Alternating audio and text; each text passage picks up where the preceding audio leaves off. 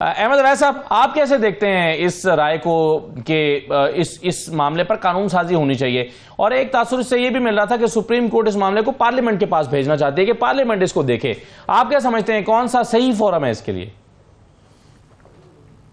बिस्मिल्लाहिर्रहमानिर्रहीम। देखिए, ये इसका सही फोरम सुप्रीम कोर्ट है और बिल्कुल ये पार्लियामेंट के पास भेजने का ये इशू नहीं है। एक नया कानून बन के आ जाएगा तो क्या हो जाएगा।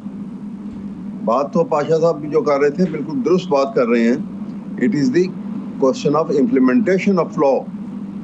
अब यहाँ पे एक कानून मौजूद है, आर्टिकल 204 पाकिस्तान के आइन के अंदर मौजूद है। जजिस को इंटिमिडेट करना, उनको ब्लैकमेल करना, उनके साथ इस किस्म का रवैया जो है वो इख्तियार करना, ये एक बहुत बड़ा घिनौना जुर्म है, क्योंकि निज़ाम जुडिशल सिस्टम जो है वो फेल हो जाएगा अगर आपने इसको अलाउ कर दिया और अपने सर से उतार के ये बोझ जो है वो पार्लियामेंट पर डाल दिया कि जी वो करके लाएं।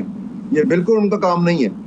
और पार्लियामेंट तो खुद आए दिन जो है वो कंटेम्प्ट ऑफ कोर्ट के मुर्तकब होते रहते हैं। अभी आपने देखा नहीं था जब जिन दिनों में ये असेंबली के डिसोल्यूशन पंजाब और KPK के असेंबली की, और उसके बाद जो सुप्रीम कोर्ट के जज साहबान का और पाकिस्तान के आइन का जो हाल शहबाज शरीफ और उनकी PDM की हुकूमत ने किया था पार्लियामेंट के अंदर, ये किसी सूरत भी काम नहीं है। यहाँ पे जजेस अंडर ओथ है, कहते हैं कि जज इज नेवर रॉन्ग। अब उनके साथ जो कुछ हुआ है वो एविडेंस मौजूद है।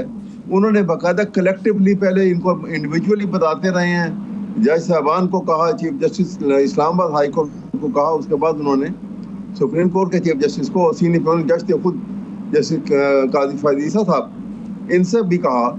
लेकिन जब कहीं पे कुछ नहीं, किसी ने रिएक्शन शो नहीं किया, उन्होंने फिर ये 6 जजेस ने ये खत लिखा और उसमें ये एक ओपन लेटर लिखा जो मीडिया में भी आया, सब बात आगे चल पड़ी।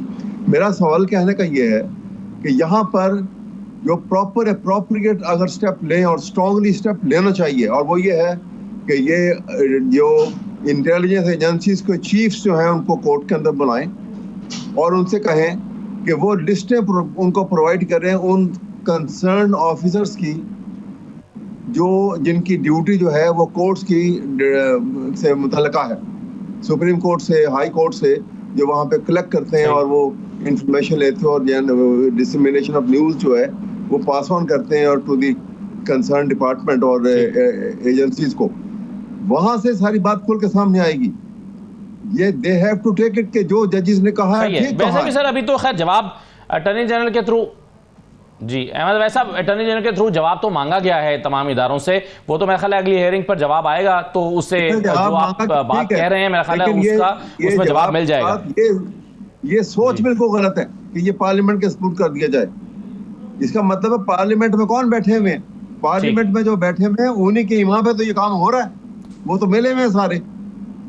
आप सोचें तो सही कभी पार्लियामेंट में। आप क्या समझते हैं कि ये सुप्रीम कोर्ट ही बेहतरीन फोरम है पार्लियामेंट के पास? यस, सुप्रीम कोर्ट बिल्कुल ठीक है, बिल्कुल सही है सर। मैं अगर एक अहमद अवैस साहब, पेशावर हाई कोर्ट में कुछ मुतासरा लोग चले गए हैं आज तौहीन अदालत की दरखास्त लेकर के 28 मार्च को फैसला आया था पेशावर हाई कोर्ट का कि मखसूस नशस्तों पर लोगों से हल्फ लिया जाए, लेकिन आज तक वो हल्फ नहीं लिया गया। आप समझते हैं तौहीन अदालत हो रही है? देखिए, इसमें बहुत सारे मसाइल हैं। अभी मुझे इसकी डिटेल्स पहले पता लगी। मैं आई हैवंट सीन वो ऑर्डर जो था, वो क्या ऑर्डर था कि जिसकी तौहीन के मुतालिक की बात कर रहे हैं। लेकिन बहुत सारे इसमें इश्यूज हैं रिलेटिंग के जिस तरीके से इलेक्शन कमीशन ने एक्ट किया और आगे वो सीटें जो हैं वो बांट दी उनके अंदर। कॉन्स्टिट्यूशन तो इसके ऊपर खामोश है, कॉन्स्टिट्यूशन में ये कहीं नहीं लिखा हुआ। इसी तरह से ये ऑर्डर जो है कि उनका जो ओथ ना लेने वाला इशू है, ये देखना पड़ेगा। लेकिन बहरहाल सीधी बात तो ये है कि जो कोर्ट का ऑर्डर है उसको इम्प्लीमेंट तो होना है। उसमें सर तहरीक-ए-इंसाफ का मौक़िफ़ ये है कि चूंकि हम सुप्रीम कोर्ट में गए हुए हैं अपील लेकर, तो सुप्रीम कोर्ट से फैसला आएगा तो फिर उस पर अमल दरामद करने या ना करने का फैसला होगा। सुप्रीम कोर्ट का इंतजार है। क्या ये आर्गूमेंट दुरुस्त मालूम होता है आपको? ये आर्गूमेंट्स जो है इसको पार्शली कह लीजिए कि वो इंतजार कर रहे हैं, लेकिन जब तक सुप्रीम कोर्ट ने कोई इंजंक्टिव ऑर्डर नहीं दिया।